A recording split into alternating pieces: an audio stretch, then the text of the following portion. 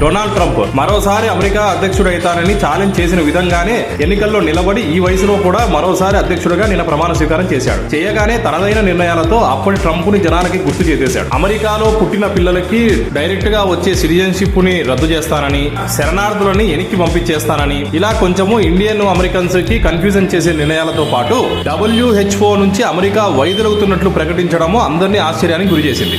ఎందుకంటే మాటలు చెప్పడం వేరు, చేయడం వేరు. WHO అంటే వరల్డ్ హెల్త్ ఆర్గనైజేషన్, ఐక్యరాజ్య సమితికి చెందిన ఈ సంస్థ ప్రపంచంలో ఎక్కడ హెల్త్ కు సంబంధించిన ఇష్యూస్ వచ్చినా కూడా వాళ్ళు ప్రపంచానికి పెద్దన్నగా నిర్ణయిస్తూ దానికి సంబంధించిన సలహాలు, సూచనలు, అలాగే మందులు సరఫరా చేసి సేవలలో కూడా పాల్గొంటారు. అయితే కరోనా సమయంలో WHO సరిగా పని చేయలేదు అంటూ ట్రంప్ అప్పట్లోనే భారీ ఆరోపణలు చేశాడు. ఆ ఆరోపణల మీదనే స్టాండ్ అవుతూ WHO నుంచి అమెరికా వైదొలుగుతున్నట్లు ప్రకటించాడు. దీంతో WHOకి అమెరికా ఇచ్చే ఆర్థిక సాయం ఆగిపోతుంది. దీనికి కౌంటర్ అన్నట్లు చైనా వెంటనే రియాక్ట్ అయింది. ఇది ఎటువంటి నిర్ణయమో, ఇది చాలా తప్పుడు నిర్ణయం ప్రకటిస్తూ డొనాల్డ్ ట్రంప్ డ్రాప్ అయినా పర్లేదు, WHO కావాల్సిన నిధులు మేము సమకూరిస్తామంటూ ఒక రకంగా ట్రంప్ కి షాక్ ఇచ్చింది చైనా. మరి చైనా మీద ఒంటికాలతో లేచే ట్రంప్ కి చైనాకి ఈ 4 సంవత్సరాలలో ఎంత గొడవ జరుగుతుందో చూడాలి. ఇక ఇలాగే ఇంకా ఎన్ని కొత్త నిర్ణయాలతో ప్రపంచానికి షాక్ ఇస్తాడో ట్రంప్.